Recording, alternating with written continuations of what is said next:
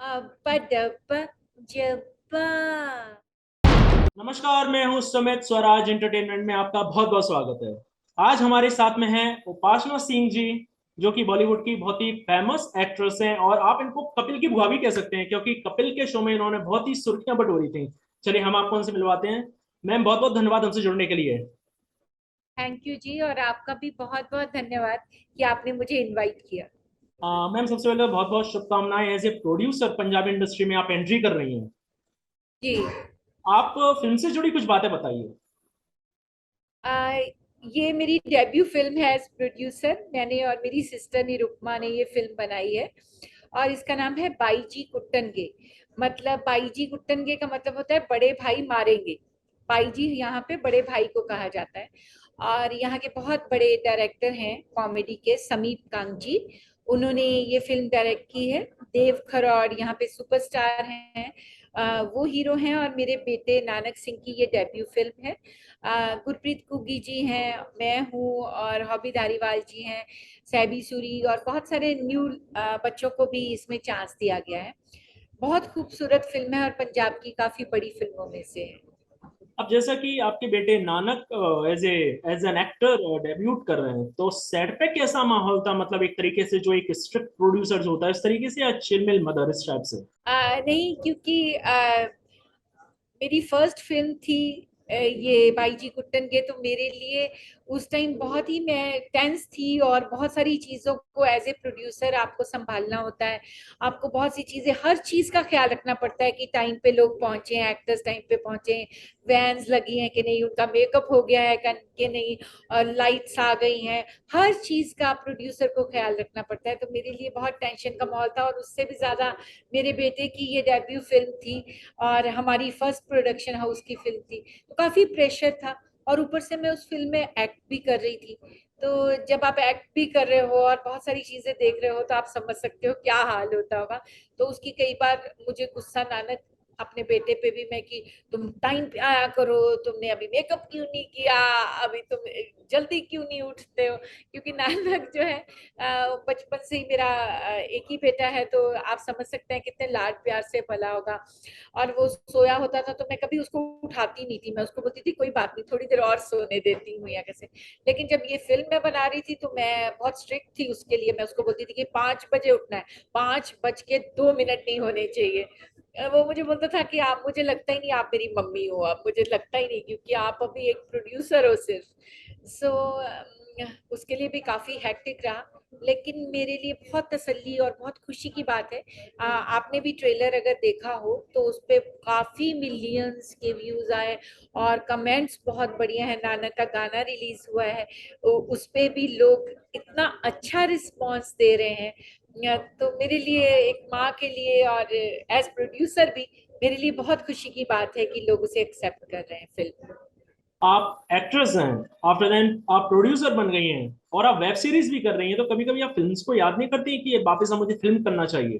क्या करना चाहिए? Films, film, film. बॉलीवुड मैं फिल्म। फिल्म कर रही हूँ अभी। मैंने मधुर भंडारकर की फिल्म की है, बबली बाउंसर। मैं अभी उसी की डबिंग कंप्लीट करके आई हूँ। और थोड़े ही दिन पहले आपने मुझे मासूम में देखा होगा, हॉटस्टार पे मेरी वेब सीरीज आई है मासूम, जो कि टॉप 5 में एक मासूम है। और अभी मैं कैरी ऑन जट्टा करके, यहाँ पे काफी बड़ी हिट फिल्म है, कैरी ऑन जट्टा पार्ट 1, 2, अभी मैं 3 करने के लिए जा रही हूँ ये फिल्म की रिलीज के बाद। फिर जल्दी ही आपको एक और खुशखबरी दूंगी जब मैं साइन कर लूंगी। आप लोग बहुत खुश होंगे। एक और, बार बार लोग मुझे बोलते रहते हैं कि आप ये ज्वाइन कीजिए, ऐसा करिए। तो आपको एक, शायद जल्दी मैं एक बहुत बढ़िया एक खुशखबरी दूंगी। और फिल्म्स में अभी कुछ टाइम के लिए मैं बहुत ज्यादा काम नहीं ले रही थी, क्योंकि जब आप कमिट करते हो कोई सीरियल को या किसी फिल्म को, तो आपको बहुत से दिन देने पड़ते हैं उसके लिए। और मेरे लिए इस टाइम सबसे इम्पोर्टेंट जो है, वो मेरी बाईजी कुट्टनगे है।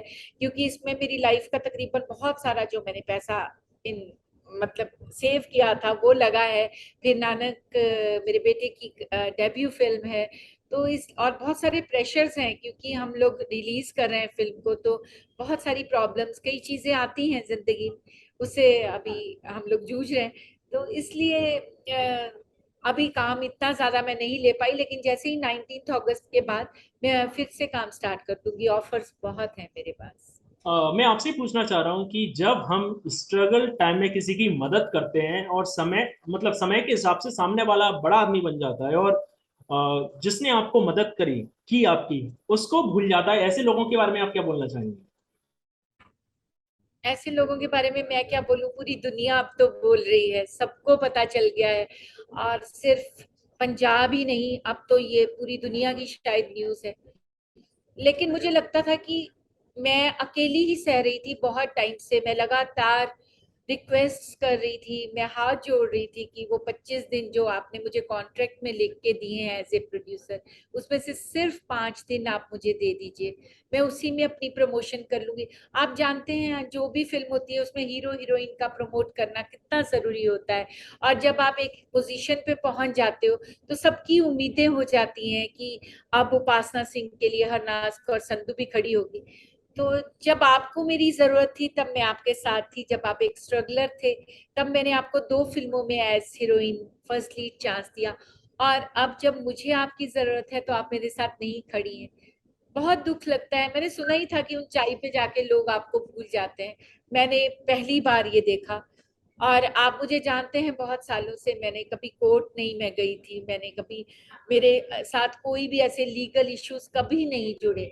ऐसा नहीं है कि जब आप परफॉर्म करते हैं तो आप, जब आप काम कर रहे हैं आपको बहुत सारी दिक्कतें तब भी होती हैं, लेकिन मैंने कभी नहीं सोचा कि मैं किसी पे केस करूंगी, मैं कोर्ट जाऊंगी या मैं पुलिस चौकी जाऊंगी। मतलब मेरे लिए ये फर्स्ट सबसे बैड एक्सपीरियंस मेरी लाइफ का, जब मैं कोर्ट के अंदर एंटर कर रही थी तो मुझे ऐसे 1 मिनट के लिए लगा कि मेरा दिल शायद रुक जाएगा, मुझे मतलब मेरी सांस रुकने लगे, मेरे पसीने आने शुरू हो गए, मैं बहुत टेंस थी। तो कोई भी लेडी ये नहीं चाहेगी कि वो कोर्ट का रुख ले। लेकिन जब आप बहुत मजबूर हो जाते हो और आप दिखाना चाहते हो दुनिया को, मैं दिखाना चाहती हूँ कि जो मेरे साथ हुआ कम से कम और किसी के साथ वो ना हो। आपकी जो फिल्म थी जुदाई, जिसमें आपका जो डायलॉग था पचप्पा चप्पा समथिंग, तो हम अब्बा डब्बा। हाँ, उससे रिलेटेड आप एक दो लाइन आप हमारे व्यूअर्स के लिए बता दीजिए, बोल दीजिए आप। अ, जब वो फिल्म मुझे मिली थी ना तो मेरे को डायरेक्टर ने बोला कि आपका डायलॉग है अब्बा डब्बा जब्बा।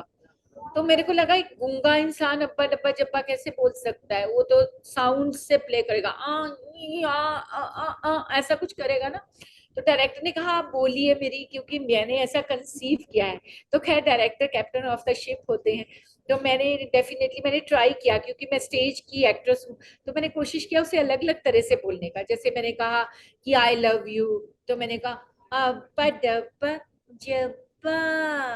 और फिर मेरे को गुस्सा आया तो मैंने कहा अब्बा डब्बा जब्बा। और मेरे को कोई और इमोशन की अब्बा डब्बा जब्बा, मैंने डिफरेंट डिफरेंट तरह से उसको, मैंने अलग अलग वेज से उसको कन्वे करने की कोशिश की सिचुएशन के हिसाब से। मुझे नहीं पता था कि वो चीज ऑडियंस में इतनी ज्यादा उसको अप्रिशिएट करेंगे। तो मतलब हर एक के जबान पे, कई लोग मेरा नाम नहीं जानते थे कि ये उपासना सिंह है, बोलते वो अब्बा डब्बा जब्बा वाली गर्ल जो है वो ये। तो मतलब, और मैंने अभी आपको बताऊं वो टाइटल रजिस्टर कराया है। और मैं हिंदी फिल्म बनाऊंगी उस पे अब्बा डब्बा जब्बा। तो पासवान जी, हमसे जुड़ने के लिए बहुत बहुत धन्यवाद। आपकी फिल्म के लिए बहुत बहुत शुभकामनाएं हमारी तरफ से। Thank you. आज के थैंक लिए यू बस जी। इतना ही, मिलते हैं जल्द एक नई शख्सियत के साथ। नमस्कार।